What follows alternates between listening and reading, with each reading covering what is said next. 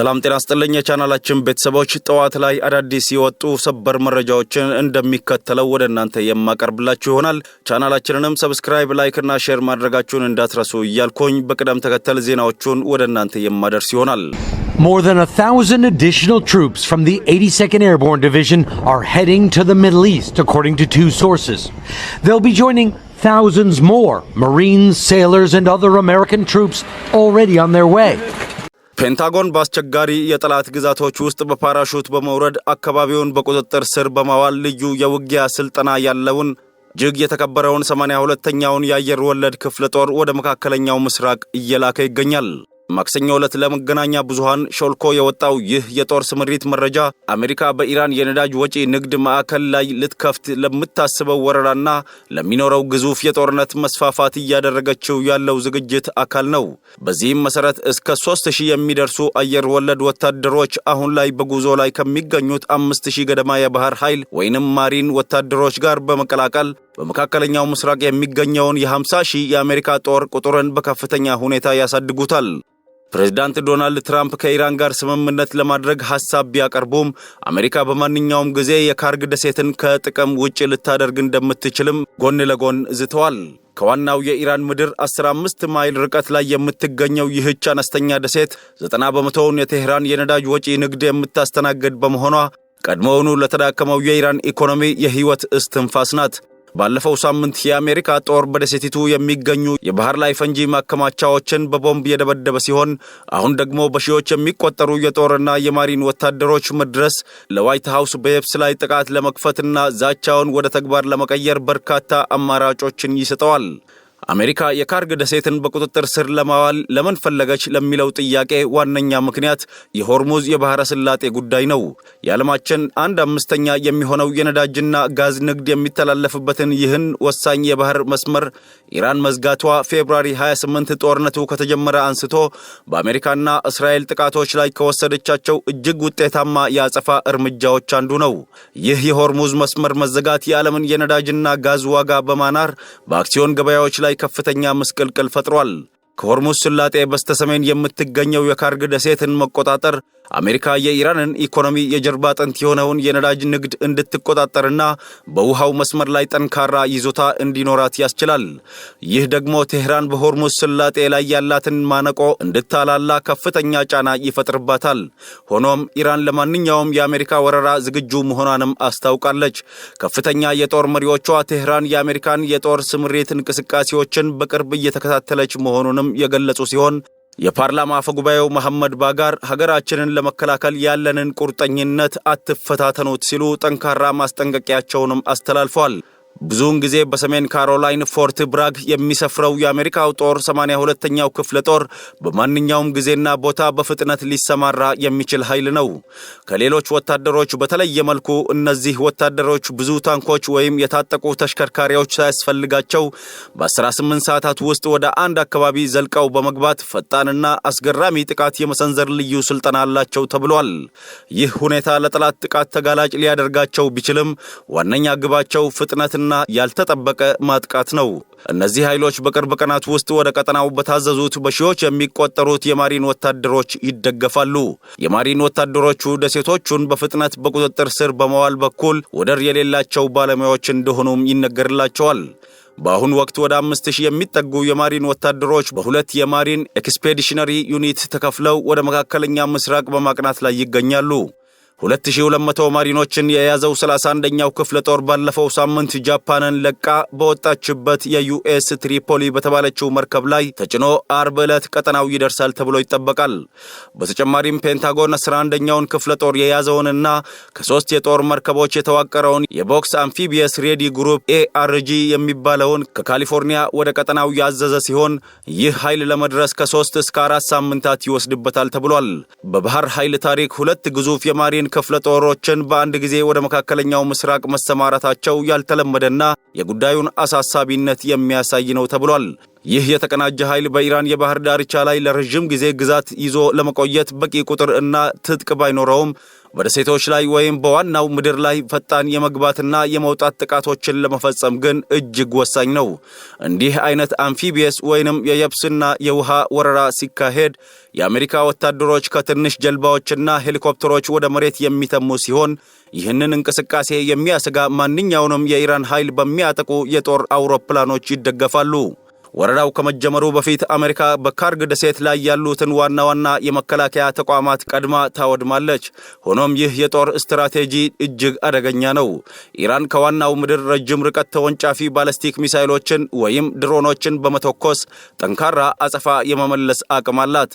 የጦር አውሮፕላኖችና ሄሊኮፕተሮች የአሜሪካ ኃይሎች በደሴቲቱ ላይ ቦታ እስኪይዙ ድረስ ሽፋን መስጠት ቢችሉም የባህር ኃይል ጥቃቱ ልክ እንደ አውሮፕላን ተሸካሚ መርከቦች ከባድ የማጥቃት አቅም ስለሌለው የረጅም ርቀት ሚሳይሎች የታጠቁ አጥፊ መርከቦች ወይንም ዲስትሮየርስ ድጋፍ የግድ ይላቸዋል። ነገር ግን ትላልቅ መርከቦች ማሪኖቹን ለመደገፍ ወደ ደሴቲቱ ማቅረብ በራሱ ከኢራን የጸረ መርከብ ሚሳይሎችና በውሃው ውስጥ ካሉ ፈንጂዎች ከፍተኛ አደጋ ያስከትላል። ወታደሮቹ አንዴ የባህር ዳርቻውን ከረገጡ በኋላ የማሪንና የ82ኛው ክፍለ ጦር ደሴቲቱን ለተወሰነ ጊዜ ማቆየት ቢችሉም ተጨማሪ ኃይል በፍጥነት ካልደረሰላቸው በስተቀር በኢራን ዋና ምድር ላይ ያሉትን ቁልፍ ቦታዎች ተቆጣጥረው ማቆየት እጅግ ፈታኝ ይሆንባቸዋል። ይህ በእንዲህ እንዳለ አሁን እየወጡ ያሉ ሰበር መረጃዎች እንደሚያመለክቱት ኢራን መላውን የፈረንሳይ ግዛትን መምታት የሚችል ሚሳኤል አቅም ታጥቃለች ተብሏል። ኢራን ያላትን የሚሳኤል የመምታት አቅም በተመለከተ የወጡ አዳዲስ ወታደራዊ ትንታኔዎች ሀገሪቱ አህጉር አቋራጭ የሚሳኤል ቴክኖሎጂ የታጠቀች መሆኗን አመላክተዋል። በወታደራዊ ካርታ የተደገፉ መረጃዎች እንደሚያሳዩት የኢራን የሚሳኤል ርቀት ከ4000 ኪሎ ሜትር በላይ የደረሰ ሲሆን ይህም መላውን የፈረንሳይ ግዛትን በክልሏ ውስጥ እንዲገባ አድርጓታል። ቀደም ሲል ኢራን ሚሳኤሎቿ ከ2000 ኪሎ ሜትር በላይ እንዳይጓዙ በራሷ ላይ ገደብ ጥላ የቆየች ቢሆንም አሁን ላይ ግን ይህ ገደብ መነሳቱና የርቀት አድማሳቸውን እስከ አውሮፓ መዘርጋቱ ከፍተኛ ዓለም አቀፍ ስጋትን ፈጥሯል። በተለይም በቅርቡ ይፋ የተደረገው የፋታህ 2 ሃይፐርሶኒክ ሚሳይል ቴክኖሎጂ የአየር መከላከያዎችን ሰብሮ የመግባትና ኢላማውን በከፍተኛ ፍጥነት የመምታት ብቃት እንዳለው ተነግሮለታል። የርቀት አድማሱና የተሸፈኑ ሀገራትን ስንመለከት የኢራን ሚሳይል አቅም በ3 ዋና ዋና ደረጃዎች የተከፈለ ነው። የመጀመሪያዎቹ እስከ 1500 ኪሎ ሜትር የሚጓዘው አካባቢያዊ የሚሳኤል ክልል ሲሆን እንደ እስራኤል፣ ቱርክና ሳውዲ አረቢያ ያሉ የቅርብ ሀገራትን ያጠቃልላል። ሁለተኛው ደግሞ እስከ 2500 ኪሎ ሜትር የሚደርስ መካከለኛ ርቀት ያለው ሲሆን አብዛኛውን የሩሲያ ክፍል ህንድና ሰሜን ኢትዮጵያን ጨምሮ ምስራቅ አፍሪካን ይሸፍናል። በመጨረሻም ከ4000 ኪሎ ሜትር በላይ የሚምዘገዘገው አህጉር አቋራጭ የሚሳኤል ቴክኖሎጂ ደግሞ መላውን ፈረንሳይን ጨምሮ ጣሊያንንና ሌሎች የአውሮፓ ሀገራትን እንዲሁም ሰሜንና መካከለኛ አፍሪካን ያካትታል።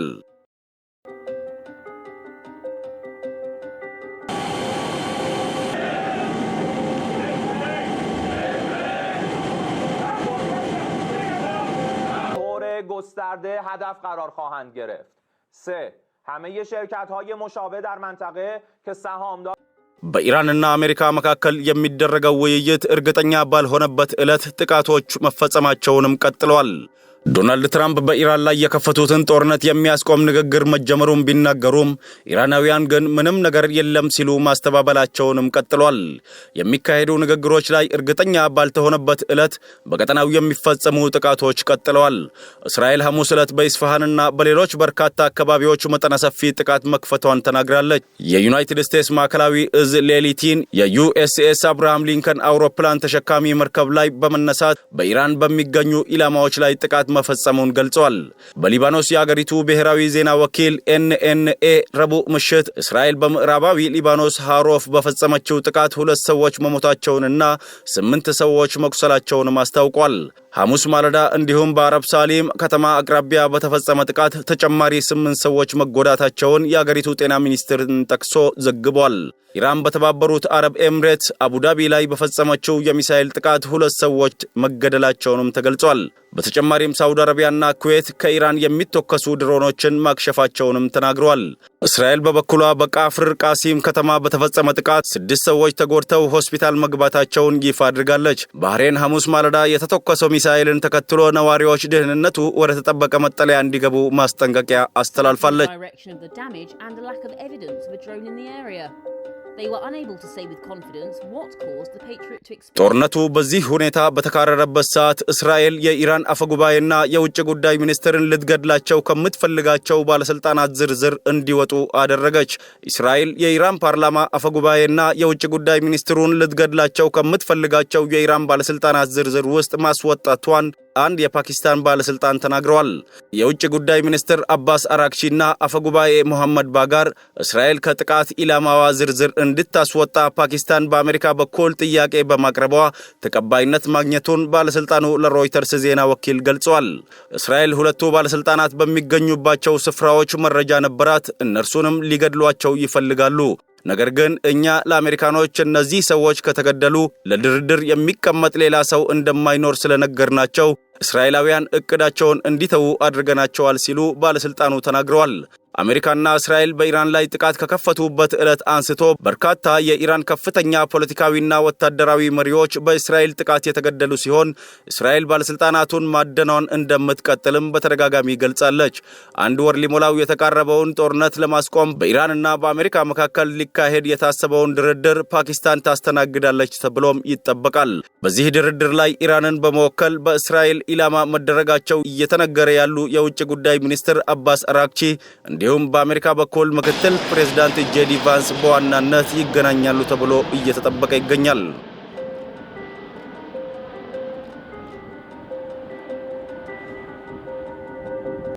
ኢራን ከአሜሪካ ጋር ቀጥተኛ ንግግር መደረጉን ካስተባበለች በኋላ የነዳጅ ዋጋ ጭማሪ አሳይቷል። የኢራን የውጭ ጉዳይ ሚኒስትር አገራቸው ከአሜሪካ ጋር አሁን የመደራደር ፍላጎት እንደሌላት ከተናገሩ በኋላ ዓለም አቀፍ የነዳጅ ገበያ በእስያ ጭማሪ አሳይቷል። ረቡዕ ዕለት የኢራን የውጭ ጉዳይ ሚኒስትር ለአገር ውስጥ ሚዲያዎች እንደገለጹት ንግግሩ እየተደረገ ያለው በወዳጅ አገራት በኩል ነው፣ ይህ ደግሞ እንደ ድርድር አይወሰድም ብለዋል። ኢራን ንግግር አለመኖሩን መናገሯን ተከትሎ የአሜሪካው ፕሬዝዳንት ዶናልድ ትራምፕ ኢራን ድርድር መጀመሩን መግለጽ ያስፈራታል ብለዋል። ውዝግቡ እየቀጠለ ባለበት ሁኔታ የድፍድፍ ነዳጅ ዋጋ መጨመሩም ተስተውሏል። በተለያዩ የገበያ ቦታዎች ድፍድፍ ነዳጅ ዘይት በበርሜል 1.4 እስከ 1.6 በመቶ ጭማሪ ታይቶበታል። The announcement came as President Trump in the Oval Office yesterday said he's already won the war. Well, I think we're going to end it. ዋይት ሃውስ ከኢራን ጋር እየተደረገ ነው ስላለው ድርድር ምን ብሏል የሚለውን እንመልከት። ረቡዕ ምሽት በነበረ ጋዜጣዊ መግለጫ ወቅት የዋይት ሃውስ ፕሬስ ኃላፊ ካሮላይን ሌቪት በኢራን ጉዳይ ላይ ሰፋ ያለ ማብራሪያ ሰጥተዋል።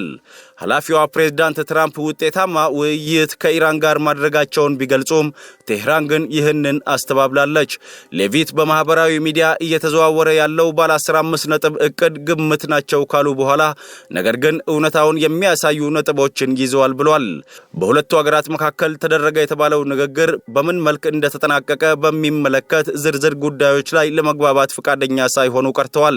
የፕሬስ ኃላፊዋ ትራምፕ በኢራን የስርዓት ለውጥ ተሳክቷል ሲሉ የተናገሩትን ሐሳብ በመደገፍ ተናግረዋል። ሌቪት ለጋዜጠኞች የኢራን አመራሮች መገደላቸውን በመግለጽ ሞጅታባ ኻሚኔን ማንም አላያቸውም ወይም በእርግጠኝነት አልሰማቸውም ብሏል። ጦርነቱ የሚያበቃበት ትክክለኛ ጊዜ ይታወቅ እንደሆን ተጠይቀው ሌቪት አሜሪካ አንኳር ዓላማዎቿን ለማሳካት በጣም ተቃርባለች በማለት ቁርጥ ያለ ቀን ከመናገር ተቆጥበዋል።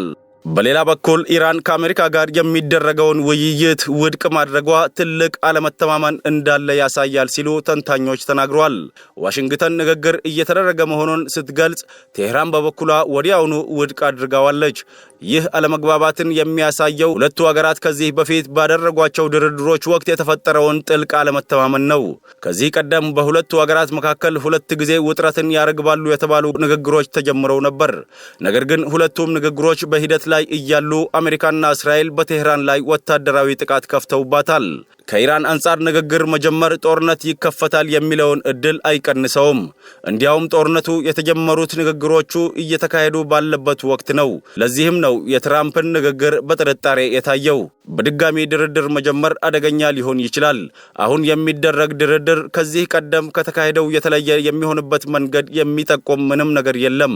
ለዚህም ነው የኢራን የውጭ ጉዳይ ሚኒስትር አባስ አራክቺን ጨምሮ ሌሎች የአገሪቱ ባለስልጣናት ጠንካራ ድምጸት ባለው ቃል ንግግሩን ውድቅ የሚያደርጉት። የተከበራችሁ የቻናላችን ቤተሰቦች ለአሁኑ ያሰናዳንላችሁ ዘገባዎች ይህንን ይመስላሉ። በቀጣይ የሚወጡ አዳዲስ መረጃዎች ወደ እናንተ እንዲደርሷችሁ ሰብስክራይብ እና የደውል ምልክቷን መጫን እንዳትረሱ እያልን አበቃን። ቸርን ሰንብት። Pakistan has offered to mediate. The New York Times reporting, according to two sources, the U.S. has sent Iran a 15-point plan to end the war. Trump seeming to reference it earlier.